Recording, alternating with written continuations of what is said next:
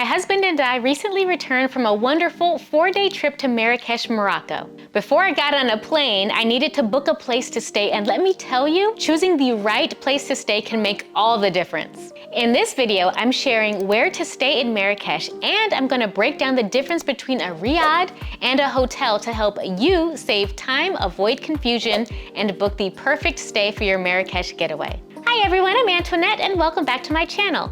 At Frolic and Courage, I like to help you plan well, have fun, and travel the world with practical travel advice. So let's just jump right in. Marrakech is divided into two main areas. The Medina, which is the old city, which is located within the city walls, and the modern districts like Guelz and Ivarnage that are located outside the city walls. The Medina is the heart of Marrakech with winding alleyways, bustling souks, and historic landmarks like Jema El Fana Market. Meanwhile, Guelz and Ivarnage offer modern conveniences, wider streets, and larger international hotels. So that's the layout of Marrakech. But for first-time visitors and those seeking a more authentic experience, the Medina is the place to be. It's a popular choice because it immerses you in Moroccan culture with easy access to the souks, traditional eateries, and historical attractions. We stayed in the Medina for this very reason. However, for those who want a quieter stay with more modern amenities, Guelz or Ivarnage may be more comfortable while still being close enough to visit the Medina.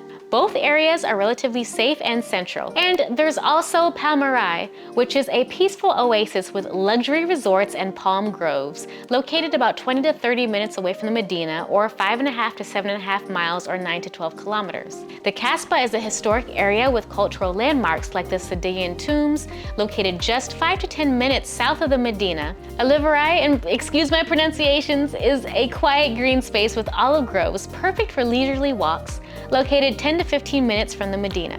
Then we have Mellah, which is the Old Jewish Quarter, a peaceful historic area with quiet streets and landmarks like the Lazama Synagogue, which is just 5 to 10 minutes away from the Medina, or a half a mile to 1.2 miles or 1 to 2 kilometers. And don't worry about writing any of this information down. I'll put a link to my blog where you can find this information, as well as all the links for today's video in the description box down below for you to check out at your leisure. Now that we know the neighborhoods and best areas to stay, what exactly is a riad? When I was doing my research, I kept popping into this word riad, like, stay at a riad, don't stay at a riad. Like, what is a riad? It is a garden in Arabic and a traditional Moroccan house featuring a central courtyard that has an open ceiling, garden, trees, plants, or other greenery, and may contain a beautiful water feature like a fountain or a pool. Historically, they were the residences of the wealthy. The rooms face inward towards the courtyard and may have an open balcony to enjoy the atmosphere. Unlike hotels, riads are smaller and more intimate, typically family-owned and designed with intricate Moroccan architecture. Riads usually offer personalized services such as homemade meals and a more intimate local feel. Similarly, you may also hear the word dar, which means house in Arabic and can refer to a variety of homes, while a riad specifically refers to the type of accommodation I just mentioned. So, should you stay in a riad? Yes or no? And let's go over some riad versus hotel pros and cons. For features, riads offer a traditional Moroccan design like I mentioned, often with handcrafted decor, tile work, and lush courtyards. Hotels, on the other hand, are often larger with more modern furnishings, room service, and pools, although updated riads can also share these features too. For the experience, staying in a riad provides a more immersive cultural experience. You can enjoy homemade Moroccan breakfasts and dinners, and you may have the opportunity to interact directly with the riad owner and staff, who can offer personalized recommendations. However, this also means fewer standardized services compared to hotels, which cater to a broader range of guests. Riads often serve meals in the courtyard, and some allow you to order meals in advance, offering a more personalized dining experience. Both hotels and riads offer various room sizes from standard rooms to suites based on your budget and preferences, and can even arrange transportation for you in advance, like to and from the airport and around the city. So which offers a better cultural experience for first-time visitors, a riad or a hotel? Well, staying in a riad, in my opinion, offers a more authentic cultural experience. But if you prefer modern conveniences and don't mind a slightly longer commute to the heart of the city, a hotel may be more suitable. In terms of location, riads are usually located within the Medina, meaning you are close to the souks, restaurants, all the action. It is a lively area bustling with activity. However, the narrow, dimly lit alleyways can make locating riads challenging and can be a bit surprising for first-time visitors. Funny story. When the taxi cab dropped us off near a riad, the kind riad staff member met us on the street to carry our luggage and guide us to the riad. Okay, we're good, right? Since it was our first time in the city, he took us down a larger street to a smaller alleyway that got progressively darker as we went further and further away from the main road. For a second, my anxiety rose and I thought to myself, like, here we go, like this is it. We're going down this dark, sketchy alley with no windows anywhere and it's dark. It may not end well for us. And he led us to this large wooden door embedded in a clay structure, and then he knocked on the door and the attendant opened it up and we're just like, okay, praying, please Lord, let us live.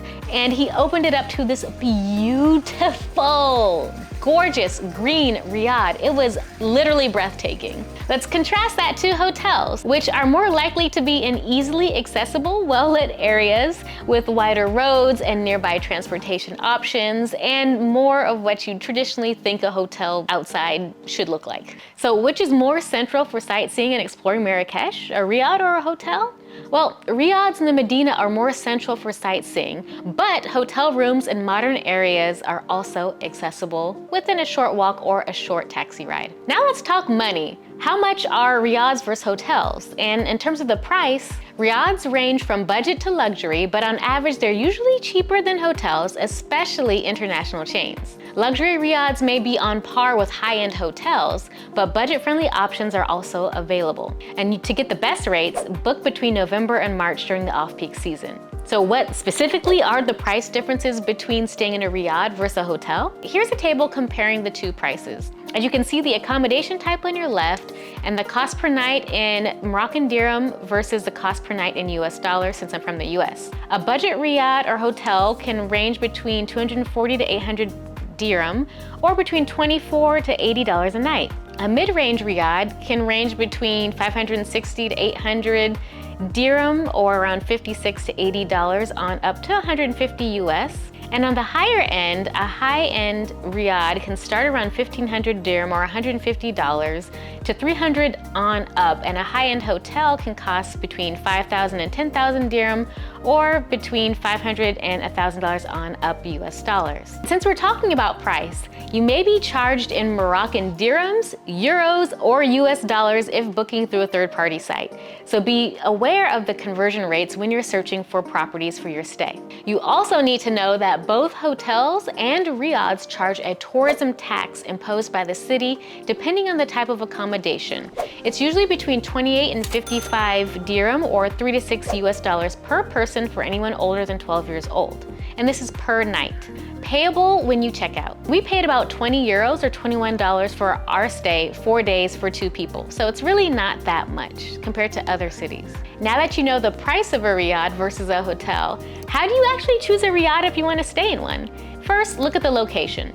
Look for a riad in the Medina if you want to be close to the cultural center or the action of the city, or in the Jewish quarter. Consider how far you'll be from major attractions in your itinerary and whether the riad offers convenient transportation or access to these areas. For features, some riads are small and family-owned while others are larger and offer more luxurious hotel-like services. Remember that staffing is often minimal at a riad, so service can be more personal but less available 24/7 compared to a hotel. And due to the traditional nature and seasonally hot weather, you may not immediately see windows in a riad.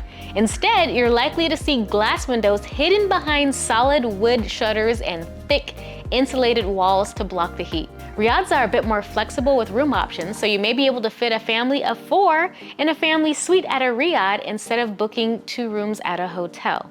So look for those things in your riad in the description on the website. And are riads safe for first-time travelers in Marrakech? Yes, riads are generally safe, especially those in well-known areas. For amenities, look for amenities like air conditioning, Wi-Fi, satellite TV, and rooftop terraces. Some riads offer pools or hammams, which are traditional spas with breakfast included. while others are more basic, offering only rooms. And always check the cancellation policy before you book anything. If you have mobility challenges, definitely confirm the Riad's level of accessibility. Since Riads are typically older buildings, there may only be a narrow staircase with or without handrails, in which case booking a hotel might be the more accessible option. So we all know how to book hotels through a website, but how do you book a Riad?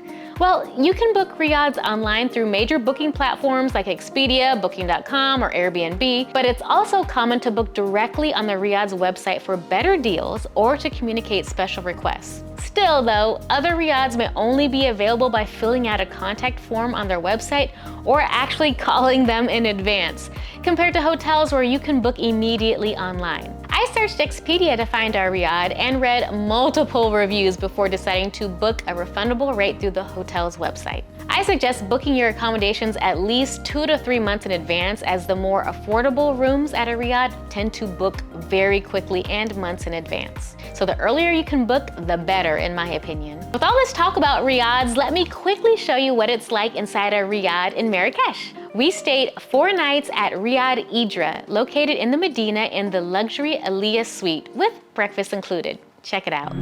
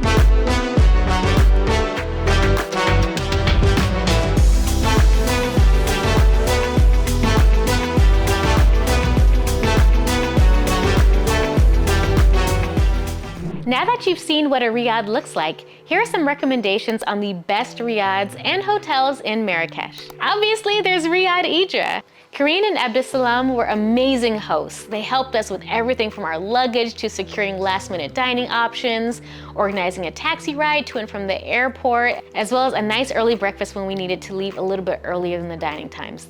It was a fantastic stay, and I highly recommend Riad Idra. Riad Idra is a great luxury option. Riad B in Marrakech is a budget-friendly option with a stunning rooftop. Riad Le Sadien is a mid-range Riad with free breakfast in the Kasbah. Riad Niza is a luxury Riad with top-notch service and traditional decor. And Riad Andala Spa is an affordable luxury Marrakech Riad in the Medina with a full-service spa and breakfast included. Check those out, and again, I'll put those links in my blog posts in the description box down below. Now, in terms of the best hotels in Marrakech, let's start with luxury.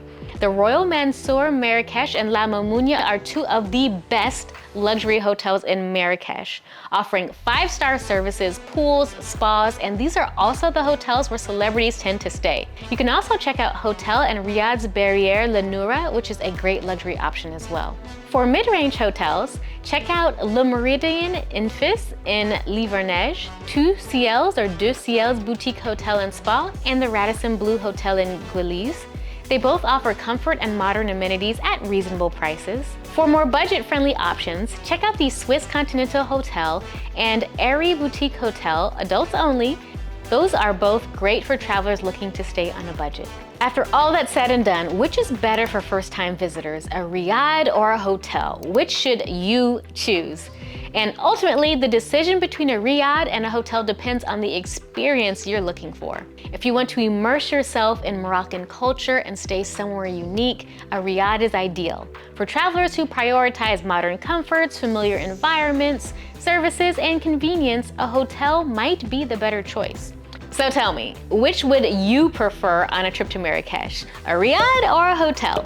Leave a comment down below with your vote, your recommendations, or experiences in the comment section down below. I'd love to hear your opinions. Both riads and hotels may offer dining options, but if you really want to see what to eat in Marrakech as well as my restaurant recommendations, stay tuned because in my next video, I'm going to talk all about the food in Marrakech. You really don't want to miss it. In the meantime, if you're ready to experience Marrakech firsthand, be sure to watch my Marrakech vlog next, where I take you on a journey through the city and even into the breathtaking Atlas Mountains. Thank you so much for watching, and I'll catch you in the next video. Bye!